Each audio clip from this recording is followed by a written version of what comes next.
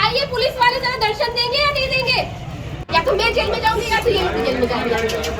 वो तो क्या डॉक्टरों के अत्याचार, मेरी इज्जत पे आई है, मेरे स्वाभिमान पे बात आई है। नहीं, मेरे स्वाभिमान पे बात आई है, एक महिला डॉक्टर के स्वाभिमान पे बात आई है। नहीं, मैं मर जाऊंगी अगर ये गाड़ी जाएगी तो मेरी लाश के ऊपर से निकल के जाएगी ये गाड़ी। आइए, वीडियो बनाइए।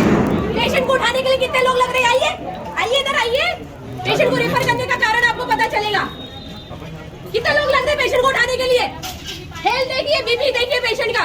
मैं यही बात मैं आपको दिखाना चाहती हूँ ना। आप चुप रहिए, मैं आप चुप रहिए, हमारी बात चल रही है ना।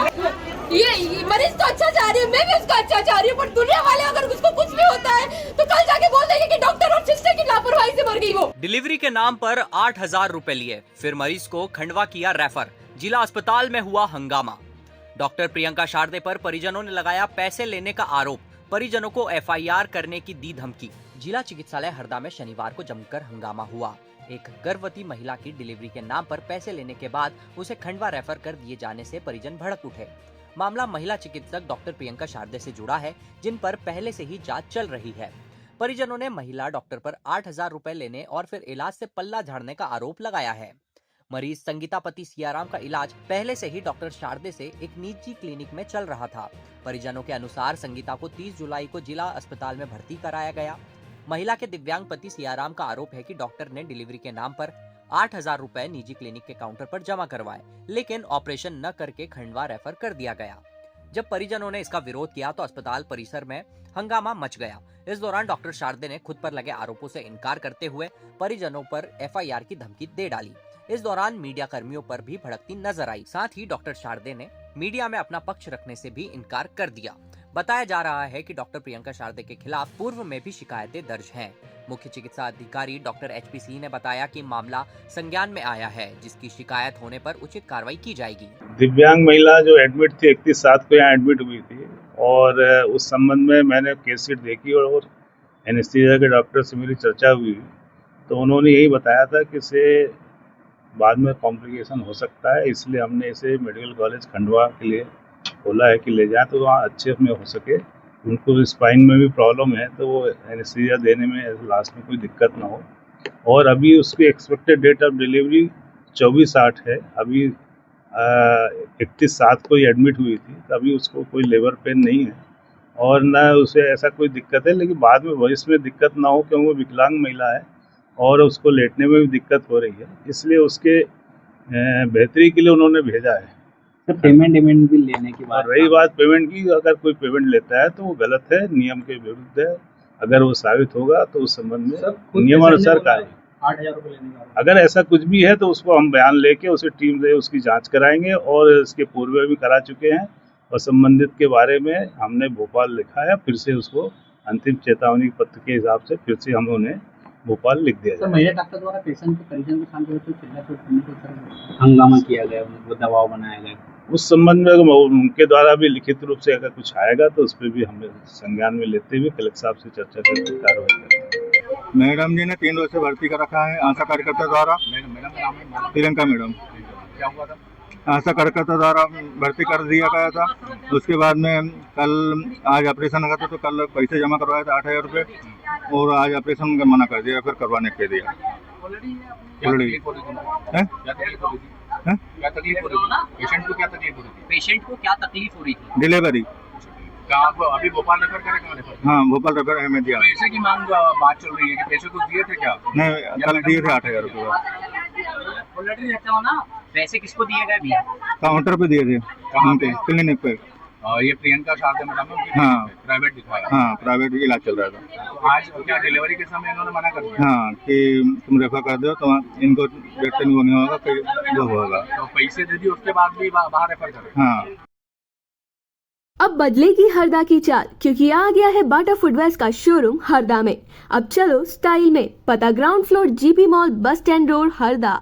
हरदा में दर्दनाक हादसा। 2 साल के मासूम को कार ने कुचला, मौके पर ही तोड़ा दम।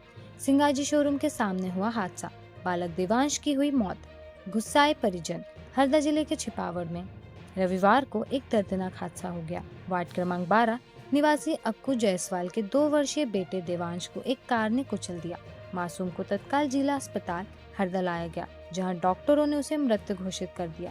घटना क्रमांक छिपावट स्थित सिंगाजी शोरूम के सामने की है, जहां कार क्रमांक MP09AE 1657 ने मासूम देवांश को टक्कर मार दी। हादसे के बाद गांव में मातम फैल गया।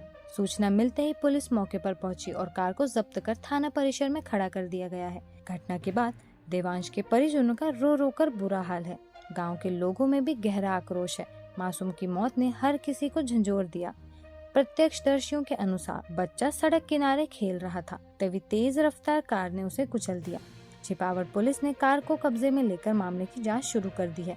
पुलिस यह भी पता लगाने में जुटी है कि कार चला कौन रहा था और हादसे के वक्त चालक की लापरवाही क्या रही। अब बदलेगी हरदा की चाल, क्योंकि आ गया है बाटा फुटवेयर्स का शोरूम हरदा में। अब चलो स्टाइल में, पता ground floor GP mall bus stand road Harda. छत से टपकती बूंदों के नीचे तिरपाल के सहारे पढ़ाई, एक कमरे में ठूसे 55 बच्चे। झिल्लार स्कूल की हालत दयनीय, जिम्मेदारों की अनदेखी से शिक्षा व्यवस्था बेहाल। जिला शिक्षा विभाग की लापरवाही एक बार फिर सामने आई है। बालागांव स्कूल की प्राथमिक शाला झिल्लार की बिल्डिंग जर्जर हो चुकी है। स्कूल के 2 कक्ष इतने खस्ताहाल हो चुके हैं कि बारिश के दौरान छतों से लगातार पानी टपकता है। इससे बचने के लिए स्कूल प्रशासन ने छत के नीचे तिरपाल लगा दिए हैं, लेकिन इससे भी समस्या का समाधान नहीं हो सका। हालत यह है कि अब स्कूल के 55 बच्चों की पढ़ाई एकमात्र सुरक्षित अतिरिक्त कक्ष में एक साथ करवाई जा रही है। स्कूल में कुल 3 कक्ष हैं। इनमें से एक कमरा 22 साल पुराना है और उसकी छत व दीवारों से प्लास्टर झड़ चुका है। बच्चों की सुरक्षा को देखते हुए इस कमरे में पिछले 5 वर्षों से पढ़ाई बंद कर दी गई है। अन्य कक्ष में पहले 4वीं तक की कक्षाएं चलती थी, लेकिन भारी बारिश में यहाँ से भी पानी टपकने लगा है। अब केवल एकमात्र 12 साल पुराने अतिरिक्त कक्ष में कक्षा 1 से 5वीं तक के 55 बच्चों को एक साथ बैठाकर पढ़ाया जा रहा है।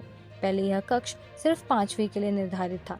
बच्चों को ना तो पर्याप्त जगह मिल पा रही है, न ही शिक्षक सुचारू रूप से पढ़ा पा रहे हैं। प्रधान पाठक छोटेलाल अहिरवार ने बताया, स्कूल की जर्जर बिल्डिंग और जगह की कमी को लेकर कई बार शिकायत दी गई है। अब तक सिर्फ आश्वासन ही मिले हैं। स्कूल में कक्षा 1 के 16, दूसरी के 8, तीसरी के 10, चौथी के 14 और 5वीं के 7 विद्यार्थी अध्ययनरत हैं। इस मामले में हरदा के जिला शिक्षा अधिकारी DS रघुवंशी ने कहा कि झल्लार स्कूल की स्थिति पर वरिष्ठ अधिकारियों से चर्चा की जाएगी। बच्चों की परेशानी को जल्द दूर किया जाएगा। लगभग 100 विद्यालयों की सूची हम लोगों ने PWD को दी है जो जर्जर घोषित हुए हैं, तो उनका डिसमेंटल को करने की कार्रवाई उनके द्वारा जारी है। सर ये सारी बिल्डिंग पुराने थे, उनका पुराने भवन थे और वैकल्पिक व्यवस्था ये है कि जो हमारा दूसरा भवन यदि वहाँ है शासकीय, तो उसमें वो संचालित हो रहे हैं 2 पारियों में, या फिर हमारा प्राथमिक विद्यालय या माध्यमिक विद्यालय नहीं भी है और वहाँ पंचायत भवन है या वहाँ पर अन्य कोई भवन है, तो उसमें विद्यालय संचालित किया जाए। अब बदलेगी हरदा की चाल, क्योंकि आ गया है बाटा फुटवेयर्स का शोरूम हरदा में। अब चलो स्टाइल में, पता ground floor GP mall bus stand road Harda. शिक्षा के मंदिर में खतरे की घंटी। प्राथमिक स्कूल में बच्चों से करवाई जा रही है फावड़े से सफाई। बड़झड़ी स्कूल का वीडियो वायरल। फिसलन और बिजली के तारों के बीच बच्चों की जान से खिलवाड़। जिले के शासकीय प्राथमिक शाला बड़झड़ी का एक वीडियो सोशल मीडिया पर तेजी से वायरल हो रहा है, जिसमें स्कूल छात्र फावड़े से सफाई करते नजर आ रहे हैं। वीडियो में साफ दिख रहा है कि जहां बच्चे काम कर रहे हैं वहां कीचड़ और फिसलन भरा इलाका है। साथ ही बिजली के खुले तार भी पास में है, जिससे बड़ा हादसा हो सकता था। जिस उम्र के बच्चों के हाथों में किताबें होनी चाहिए, वहां वे फावड़े से मिट्टी साफ करते दिख रहे हैं। वीडियो सामने आने के बाद शिक्षा विभाग पर सवाल उठने लगे हैं। यह न सिर्फ शिक्षा के अधिकार कानून का उल्लंघन है, बल्कि बच्चों की सुरक्षा के साथ सीधा खिलवाड़ भी है। मामले में जब संबंधित शिक्षकों से पूछा गया तो उन्होंने पल्ला झाड़ते हुए कहा कि हम भी वहीं मौजूद थे। लेकिन सवाल यह उठता है, क्या उनकी मौजूदगी से बच्चों की जान पर मंडराता खतरा टल गया? बड़झड़ी जो हमारा हाई स्कूल है, उसका अभी मुझे आपके माध्यम से वीडियो देखने के लिए मिला है और मुझे लग रहा है कि बच्चों को इसमें शामिल किया गया है साफ सफाई के कार्य में, और जो छज्जे हैं उनकी भी सफाई करते हुए बच्चे दिख रहे हैं। और यदि असुरक्षित तरीके से बच्चों को सफाई के काम में शामिल कराया गया है विद्यालय प्रबंधन द्वारा, तो ये निश्चित तौर पर गलत है और इसके विरुद्ध हम निश्चित कार्रवाई करेंगे।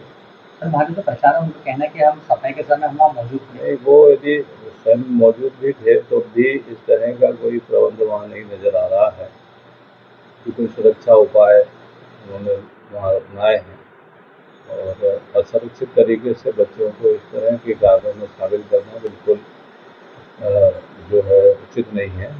तो उनसे इसका पहले स्पष्टीकरण पूछा जाएगा और उसके बाद उससे उसके स्पष्टीकरण के उपरांत समुचित कार्रवाई की जाएगी। अब बदलेगी हरदा की चाल, क्योंकि आ गया है बाटा फुटवेयर्स का शोरूम हरदा में। अब चलो स्टाइल में, पता ground floor GP mall, bus stand road, Harda.